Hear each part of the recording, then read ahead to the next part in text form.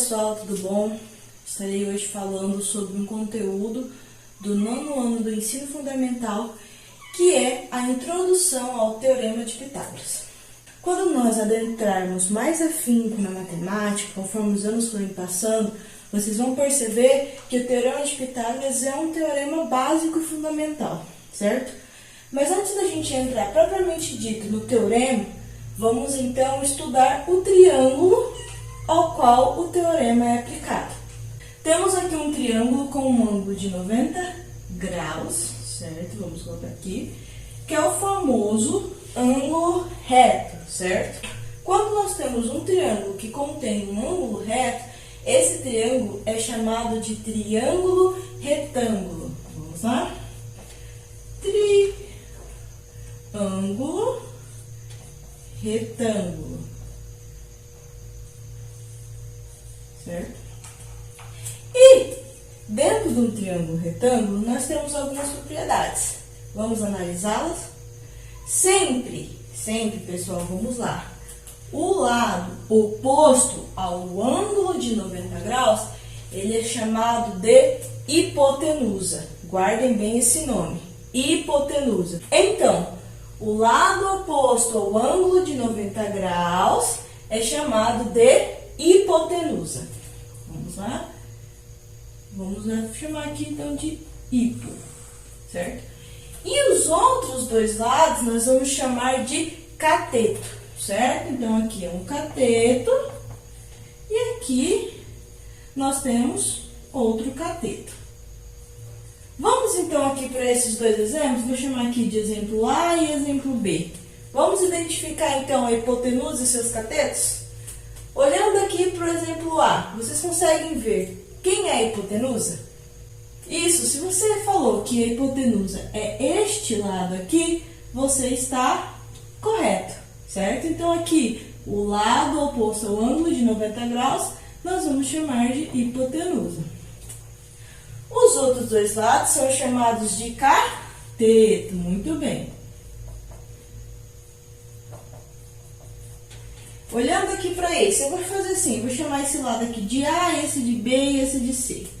Olhando aqui para o exemplo B, vocês conseguem me dizer quem é a hipotenusa?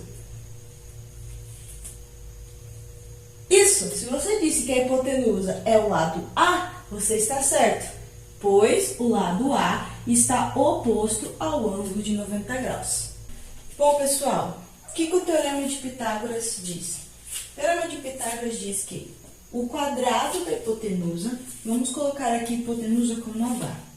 Então, H ao quadrado é igual à soma do quadrado dos catetos. Então, vamos pôr aqui C ao quadrado, C de cateto, mais C ao quadrado.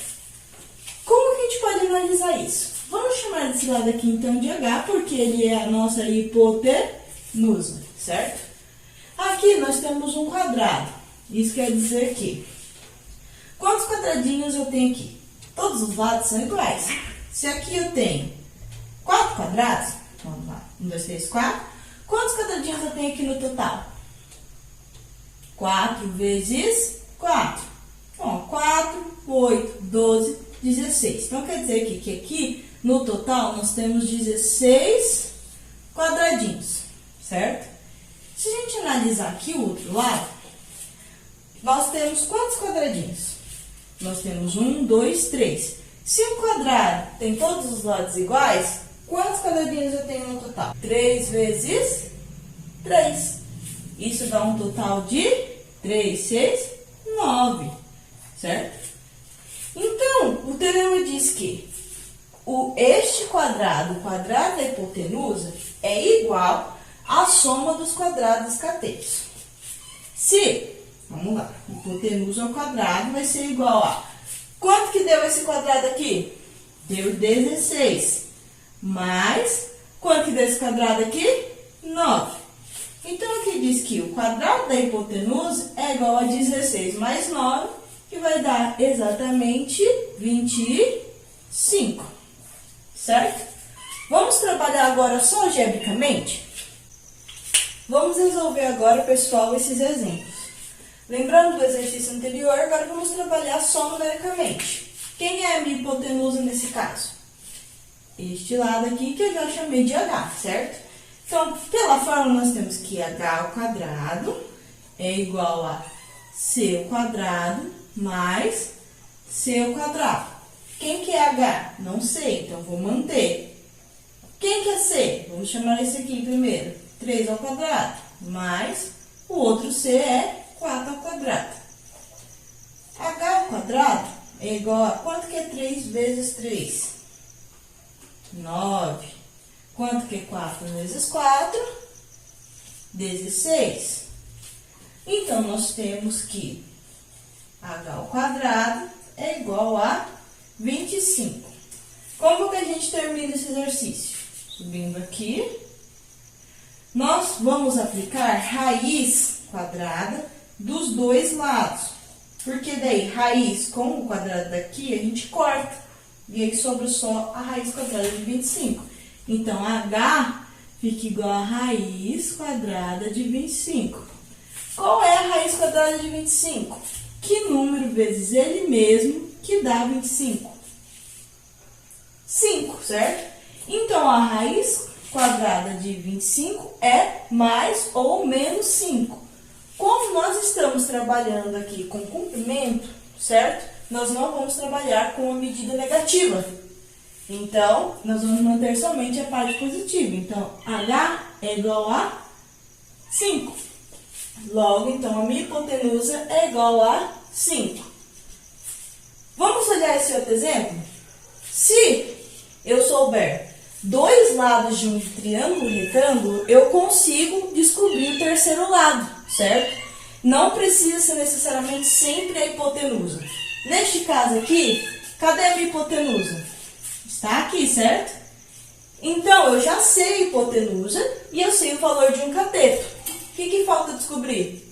O valor de outro cateto. Então, vamos usar a fórmula. Hipotenusa ao quadrado é igual a C ao quadrado mais C ao quadrado. Quem é a hipotenusa? É o 12. Então, 12 ao quadrado é igual a 6 ao quadrado mais C ao quadrado, que eu não sei qual é o valor. É o que eu quero descobrir, certo? Quanto que é 12 ao quadrado? 144, pessoal. Isso aí. E quanto que é 6 ao quadrado? 36, pessoal. Muito bem. Mais C ao quadrado, que eu não sei quanto é. Certo? Agora nós vamos fazer o seguinte. Eu quero deixar só o C aqui. E o que não for o C, o que for o número, eu quero trazer para o outro lado da igualdade. O que tem que eu tenho que tirar aqui para ficar só o C? O 36, certo? Então, se eu colocar aqui menos 36, certo? Eu consigo o quê? Tirar o 36 dali. Porém, eu também tenho que colocar aqui, certo? Então, para ficar mais legível, eu vou fazer assim, ó. Vou colocar aqui, ó, 144 menos 36. Agora, o que acontece? 36 negativo, corta com 36 positivo. Então, fica 144 menos 36 igual a C ao quadrado. Quanto que dá 144 menos 36? Dá 108. Portanto, vamos fazer aqui, o meu C ao quadrado é igual a 108. Vamos continuar aqui em cima, pessoal? Quando eu pego, então, e extraio a raiz dos dois lados, o que acontece? Some aqui, então fica que C é igual a raiz de 108. Mas existe raiz de 108? Não existe. O que nós vamos fazer agora para poder simplificar esse resultado, para ele ficar mais bonito? Lembram lá atrás? Vamos fazer, então, a fatoração do 108. Vamos lá, então. 108 dividido por 2. Quanto que dá? Dá 54. Muito bem. 54 ainda é par, ainda dá para dividir por 2, certo? Quanto que é 54 dividido por 2? Dá 27. 27 já não dá para dividir por 2. Dá para dividir por 3? Dá, certo? 3 vezes 9 é 27. Então, nós vamos pôr um 3 aqui e o resultado dá 9. Consigo ainda assim dividir por 3, né? 9 dividido por 3 dá 3. 3 dividido por 3 dá 1. Consegui simplificar aqui, certo?